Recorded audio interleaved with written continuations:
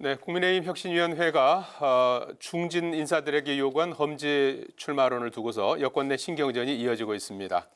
더불어민주당에서도 이재명 대표를 향한 험지 출마를 권고하는 목소리가 비명계에서 계속해 나오고 있는데요. 자세한 소식 취재기자 연결해 알아보겠습니다. 네, 혁신위의 내년 총선 험지 출마 요구에 주호영, 장제원 의원 등 당 중진 친윤 의원들의 부정적 반응이 이어지고 있습니다. 이에 혁신위에서 조기 해산이 논의됐다는 보도가 나왔는데요. 더 확실한 임팩트를 위해 당내 주류 의원들의 이름을 직접 공개 거론하는 방안도 검토된 것으로 알려졌습니다. 오늘 제주 4.3 평화공원을 참배한 인유한 혁신위원장은 내부 논의 중 나온 의견 중 하나다. 조기 해체는 없다고 선을 그었는데요. 불출마 리스트에 대해서도 논의도 없었고 리스트도 존재하지 않는다고 강조했습니다. 다만 기다리면 100% 움직임이 있을 것이라고 확신한다며 중진들의 결단을 거듭 촉구했는데요. 혁신위는 다음 달 지도부에 불출마 험지 출마를 공식 건의할 예정으로 당내 갈등이 본격적으로 드러날 것으로 예상됩니다.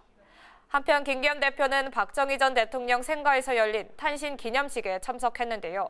내년 총선을 앞두고 이준석 전 대표 등 영남 신당 창당 가능성을 시사하면서 TK 민심 잡기에 나선 것으로 풀이됩니다.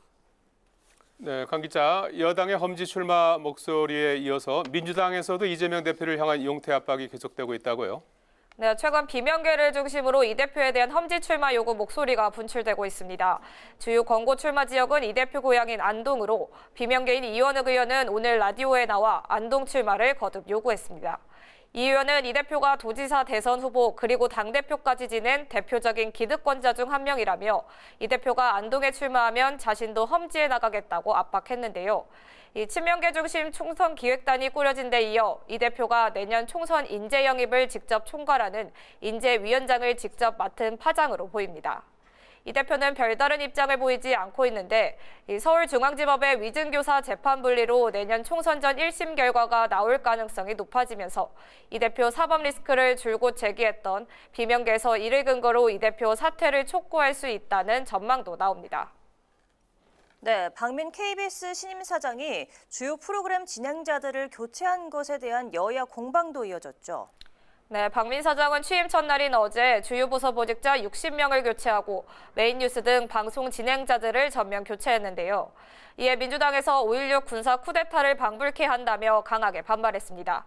홍익표 원내대표는 박 사장이 취임하자마자 KBS 점령 작전이 일사천리로 진행되는 것 같다며 이러한 방송 장악 시도는 반드시 역사적 심판을 받을 것이라고 경고했습니다. 반면 국민의힘은 KBS가 공영방송 본연의 자세로 돌아오길 기대하고 있다는 입장을 밝혔는데요. 방송 장악이라는 야당 비판엔 정치권이 개입해선 안 된다고 지적했습니다. 자, 강 기자, 국회 예결특위가 내년도 정보 예산안에 대한 심사를 이어가는 가운데 세제 개편안을 둘러싼 여야 신경전이 이어졌다고요? 네, 문체위, 산자위 등 각 상임위는 오늘도 소위를 열고 사업별 예산안을 세부 심의 중입니다. 이런 가운데 여야는 예산안 관련 세법 개정을 두고 입장차를 보이고 있는데요. 법인세율 과세표준 구간을 조정해 부족한 세수를 보완해야 한다는 민주당 목소리에 국민의힘은 기업 대리기로 서민표를 모아보겠다는 단세포적 발상이라고 비판했습니다. 또 재정 건전성이 걱정된다면 기업을 괴롭히는 땜질식 처방이 아닌 재정 중칙 법제화에 적극 협조하라고 촉구했습니다. 반면 민주당은 정부 여당이 검토하는 것으로 알려진 주식 양도세 부과 기준 완화 등의 선거용 졸속 정책이자 부자 감세라고 비판하며 재정 건전성과 경제 성장 모두를 이룰 수 있다고 경고했습니다.